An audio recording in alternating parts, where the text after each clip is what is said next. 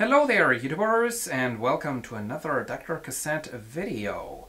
Today we're going to take a look at this, the Bruns Charmant 633, made in, well, I'd say the 70s, in the GDR, which makes it kind of interesting.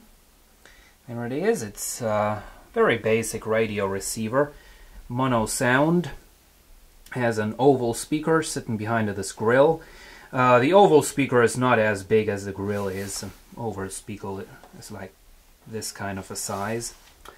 And, well, so you can see I have the chassis taken out. It's all a very, very basic and rather cheap design. I mean, the GDR really didn't have all too many resources to build anything off of a high quality when it came to audio and hi-fi equipment.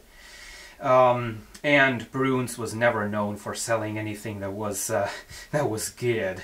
So it's very basic, very simple, but still it's not too bad.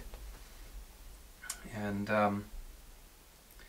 you certainly won't find a power amplifier stage like this anymore in a modern radio. Certainly not. And I guess the size of those transformers has gotten smaller as well. And amazingly, this radio actually does work, basically. It has one big problem. I'll get into that in just a minute. It works. I had to replace this fuse. The original, I shouldn't touch that. It's plugged in. And this is all live. Anyway, I had to replace the fuse right there. The old one had just gotten tired from age. And amazingly, it all does work. This old filter capacitor still seems to work. This rectifier bridge, which certainly looks kind of suspicious by now. And yeah. So have all kinds of have a tuning knob right here, and we have, this is the on-off volume control.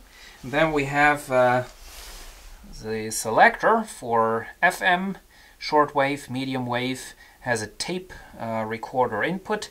And this weird sign, I first thought that was for power, but it wasn't. This is actually a tone control. If you, it's like a high cut filter, basically. The input for the tape deck is behind there. Down there, it's of course a DIN jack. And, well, this thing does have a problem, and it's one that I can't really fix. I'm not really sure what on earth I'm going to do with this thing. It's kind of a weird problem. The tuning capacitor, it's stuck. You know, if I turn this knob, this one comes off, but this, it doesn't, it's just slipping. It doesn't do anything. This thing, if you try turning it, it's also just slipping on the shaft of the capacitor, and that doesn't do anything. And this is completely stuck. It's frozen, and I've already put a lot of force onto there trying to free this up, but it does not move. It's absolutely stuck. So unfortunately, this radio does not really work. Volume control is noisy. As you can see, it is certainly trying, but there is no station on the pre-selected frequency that you can't change. That's FM. Let's go ahead and try shortwave. That certainly does need some contact cleaner as well.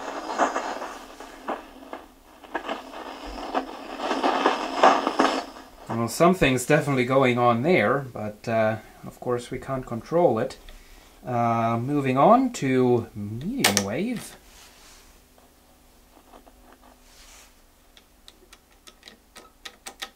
Well, it seems to have contact problems. It's not doing anything. The tape deck, of course, is quiet. For the tone control, let's just use this hiss.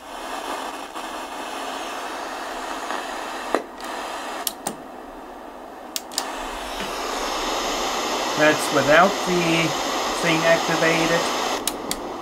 And that's with a thing, so you can clearly tell it is a high cut filter. That's all it really is. The little light sitting up there. And well, that's it basically. The housing is entirely made out of plastic. Let's see if we can get a look inside of there. I guess we can. And there sits that little speaker. As you can see, it's just very basic, all plastic. That's where that is. Have a look, what kind of a speaker is that? RFT. Yep. You can always tell where this was made. In the GDR, they did not use watts to write the power of the speaker. They always used volts ampere. You can kind of see it up there. It's upside down. It says 1 VA. And some other GDR made speakers that I have set that too. I don't know why. Here is the back panel, just some cardboard basically. It does have a built-in antenna, which as you can see is kind of a creative construction.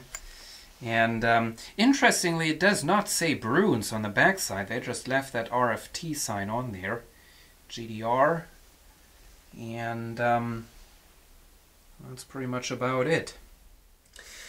One thing that is kind of interesting in my opinion is the selection of stations they're giving you on the dial. Of course, for these old classic medium wave receivers, they always gave you a selection of stations that you could tune in directly, at least within the first years after buying this. Of course, after a couple of years this became incorrect when they changed frequencies and such. Now it kind of surprised me because what I would have thought is that rather than giving you a selection of the common Western stations, that they would give you a selection of Eastern stations, like Russian stations, you know, with this thing being made in the GDR. But that's wrong. That's wrong. There is not a single Russian or Eastern European station on there at all. The only thing that's on there is Stimme der DDR, Voice of the GDR. But everything else, they actually went a little extreme there. We have BBC London, we have BBC Without London, we have American Forces Network, we have Voice of America, as if that would have been the common selection of Western German households. Kind of funny. It definitely does tell you a little bit about the prejudices that the designers of this thing had. But anyway, there it is. The Bruns Charmant 633 from, well, I would say the 1970s. Not sure if I'm going to keep this. Certainly depends on if I can get that, that tuning capacitor to do something.